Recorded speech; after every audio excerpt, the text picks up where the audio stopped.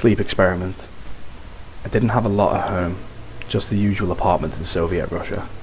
I figured I would do something with my life and go into the army.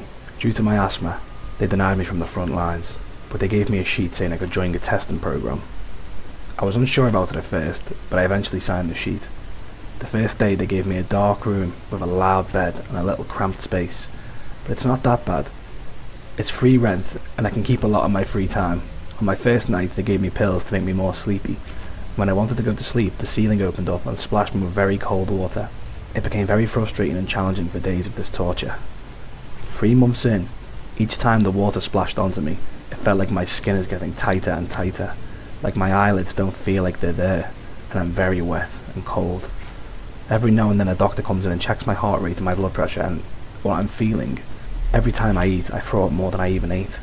4 months in, sometimes I get frustrated and I destroy everything around me, not wanting to eat, not wanting to sleep.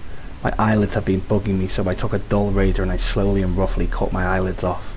Trying to keep the blood away from my eyes, I covered them with electrical tape, making it even more painful.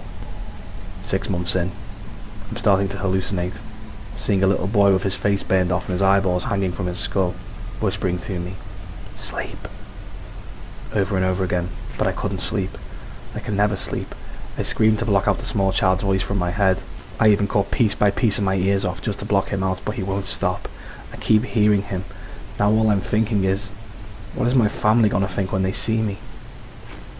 9 months in, the doctor comes into the dark room to take care of my wounds and writes me a note telling me that they're cancelling my experiment in a few days. I was excited and couldn't wait to get the hell out of here. Those days turned into weeks, and weeks turned into months. I've not seen the doctor since he told me they're cancelling my experiment, and I'm stuck in the darkness with a little boy telling me to sleep. I think they already forgot about me. They're never going to look for me or find me. I'm cold, I'm wet, I'm feeling so sick that my entire body hurts with blood and vomit all over me. I'm alone. I decided today was my last day here. I took the plastic fork that had been covered in my vomit and I shoved it into my eye. As I felt my eyeballs split and gush, I felt blood flow down my face, down on my body and onto the floor.